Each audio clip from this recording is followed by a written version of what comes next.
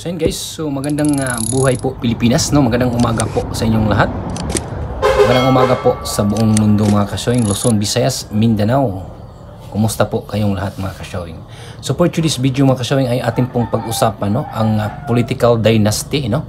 Talagang usong-uso na po yan ngayon mga kasyawing, kahit sa barangay mga kasyawing, no? Usong-uso na yan ngayon. So mayroon na bang batas yan na pinagbabawal po ang mga ganyan mga kasyawing, na halos po lahat ng pamilya ay nasa posisyon ng politika mga kasyawing? So comment down below po kayo mga kasyawing, ipakita po ang inyong komento, no, kung tungkol po dito sa ating pag-usapan ngayon at video nating panonoorin mga kasyawing. At kung bago lang kayo sa aking channel ay huwag niyo sanang kalimutan na mag-subscribe, no, at click the notification bell, i-bell all nyo na para updated kayo lagi sa mga bago kong upload na video. And don't forget to like, share mga kasyawing. So narito po, panoorin po natin itong video na ito kung saan nireklamo, no, ang mga tulpo dahil halos silang lahat na po ang nasa politiko ngayon mga kasyawing. So panoorin po natin itong video mga kasyawing at comment lang kayo sa baba kung ano po ang inyong masasabi tungkol dito.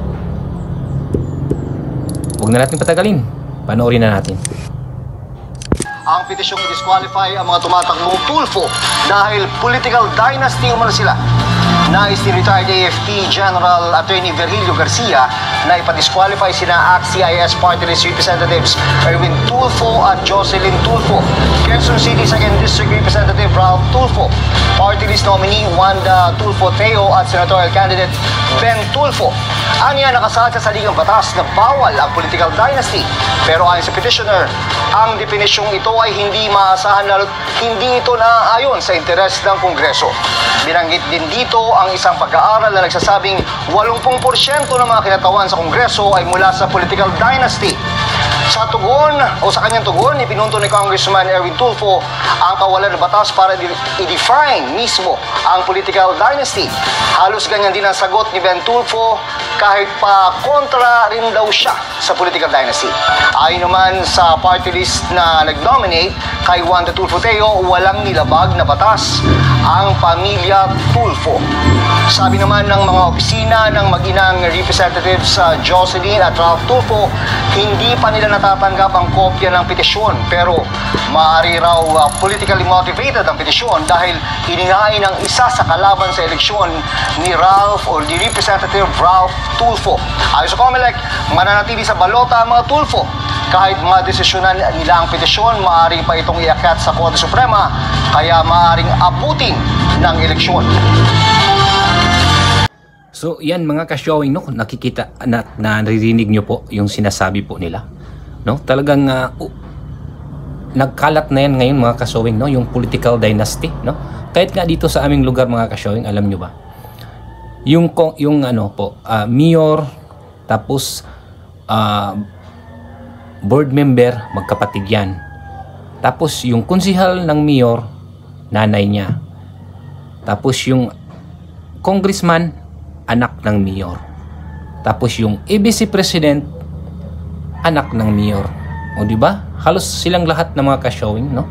Talagang ganito na ba talaga yung dito sa politika ng Pilipinas mga kasyawing, no? Talagang political dynasty na talaga, no? Usong-uso na yan ngayon mga kasyawing eh.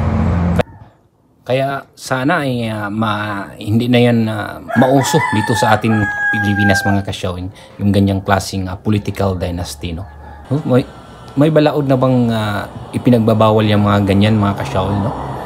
Dahil halos puro na sila lahat ng pamilya. Kung mawala na yung tatay, nanpasa sa anak. Kung mawala na yung sa anak, yung anak na naman, yung kapatid, ganun. Di ba? Talagang ganito na talaga dito sa Pilipinas. Hindi na talaga yan mawawala-wala.